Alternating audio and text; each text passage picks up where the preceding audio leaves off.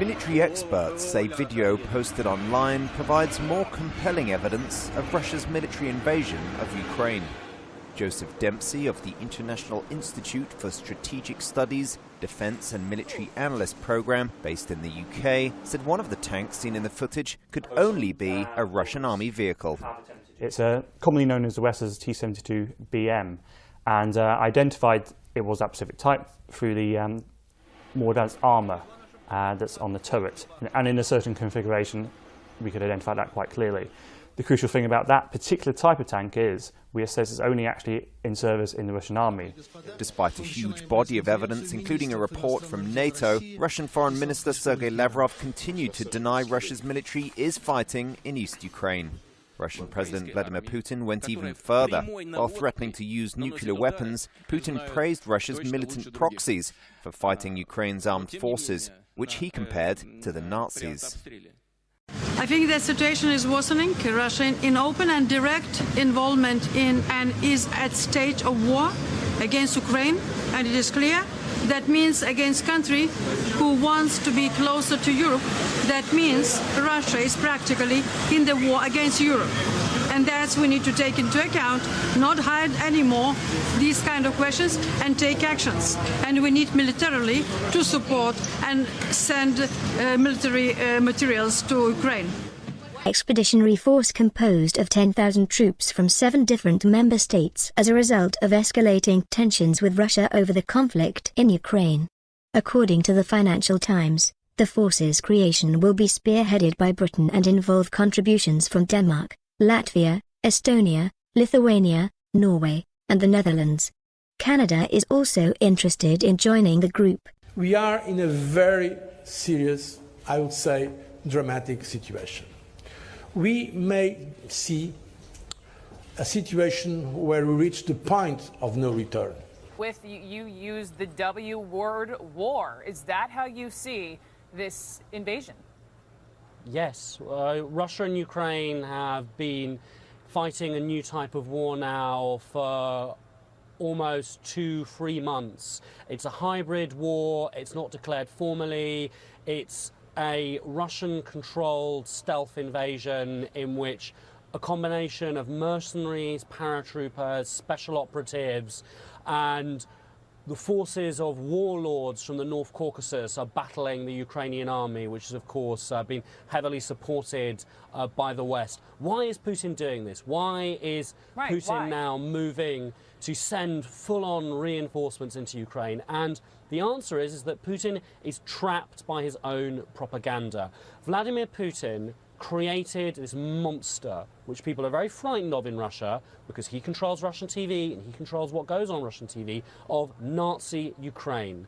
Every day on television, for 12 hours a day, Russians have been told that Ukraine is now run by the Nazis, that a third of the shops in Kiev are abandoned. Why can't he just stop, Ben? Why can't he stop? Heaven forbid Vladimir Putin would say, I'm wrong, and cease what he began there in Ukraine. But what's wrong with that?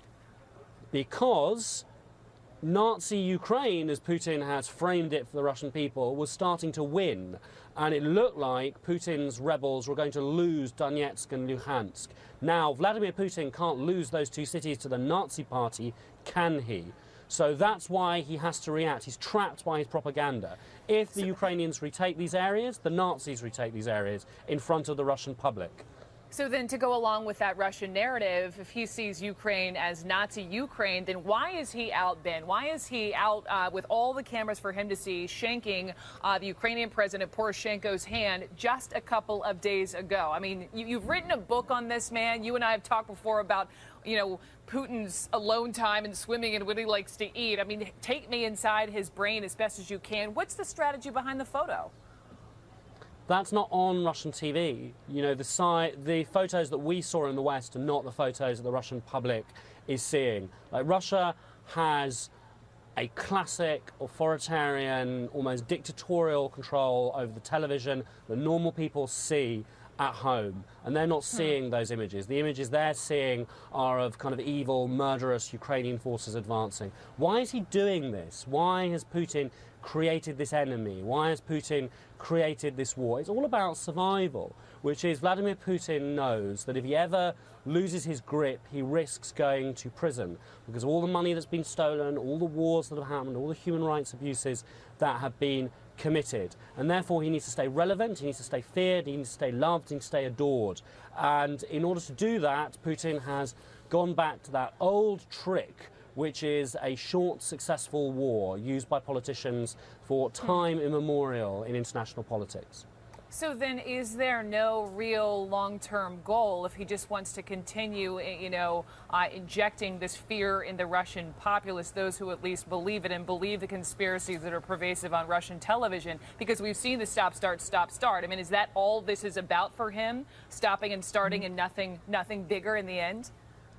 Well, the propaganda's starting to take a life of its own. The propaganda's become bigger. It's become a trap for Putin.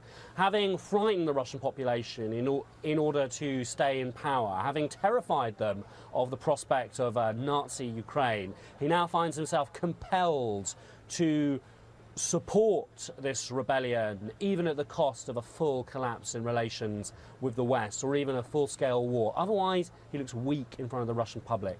The frightening thing is that Ukraine is also trapped by its own propaganda.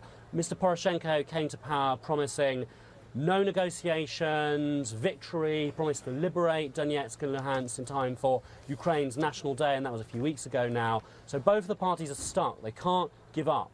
If Poroshenko gives up, he loses, he falls. If Putin gives up, he's severely damaged in front of the eyes of the Russian public. So it doesn't look like there's going to be a very... it doesn't really look like there's much of a way out right now for Russia or Ukraine in this increasingly escalating war in the lands between them. Sounds like a bit of a stalemate that each country has trapped itself.